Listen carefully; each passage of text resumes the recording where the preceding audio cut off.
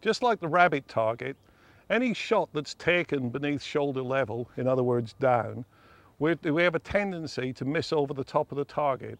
And this is created by the target's going down, but where we pick it up, usually we start here. This is my over and under. We start here and we make this rotation and the target's going down and we miss over the top of it. And the same happens when it's quartering upwards. There's a tendency to start with a target here and you start swinging and you go underneath it and miss under the bird. So anything above the shoulder height, there's a tendency to miss under. Anything beneath the shoulder height, there's a tendency to miss over, i.e. that's why we shoot the feet off rabbits. We're on a platform built on a small bluff, shooting over this still pond. The first target of the pair is travelling from right to left. It's about 20 yards behind those bushes and it's quartering down into the water in front of me, about 15 to 20 yards out. It's actually travelling down like this. When we call for the target, there's a delay before it appears beyond the bushes, and I've worked that out to be about a count of 1. Now I'm just going to ascertain my gun hold, my visual hold and my break point. So pull, transition point, perfect. Pull, 1001, and I'm moving with it, bang. Now that little count of 1000 is good timing and good practice. If the target takes a while to appear, it can make you jump and you get off to too fast to start. Whereas if you've counted 1001, 1002, whatever, and the target appears, you time in straight away, your gun, you and the target are in harmony. And as I say, it's all about speed and tempo. So I know that it's going to come. Now the target's dropping dramatically into the water. If I hold my gun here, it compounds the problem of shooting over the target when it's under your feet by the gun going this way as the target goes that way, and it compounds the missing over. You should never cant a shotgun, but if I drop my shoulder, you'll see the angle's right, and now I'll go down and shoot the target.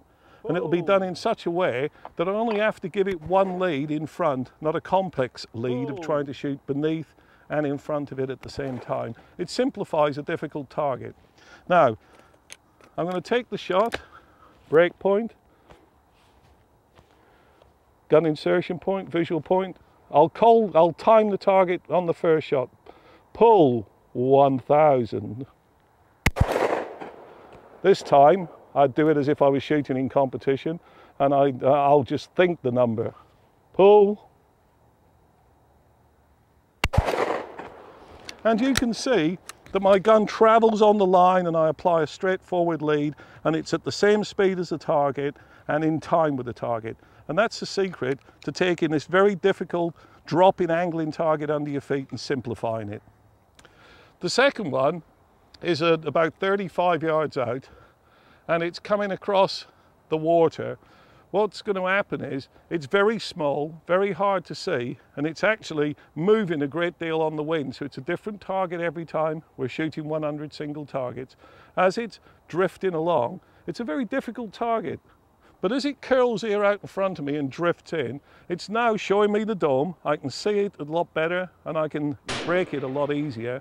So I'm just going to lead it in a single plane underneath it. It needs timing. So my muzzles have to match the target speeds, and I have to be able to see the leads in different planes. In other words, I've got to see a lead at this angle and I've got to see a lead on a dropping target. Pull.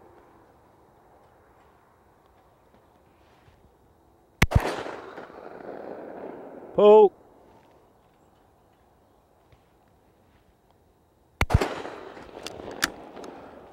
Now you can see from watching that target across the lake, edge on, hard to see, hard to hit, and needing a lot of lead on a windy day, to a curling in, showing me all its face, and I simply put the gun in 2 feet under and sustain it down, and I get a nice, easy, clean break. So read your targets and look for the most vulnerable point, and be sure to remember that you have to lead them on the way down, the same as you have to lead them on the way across.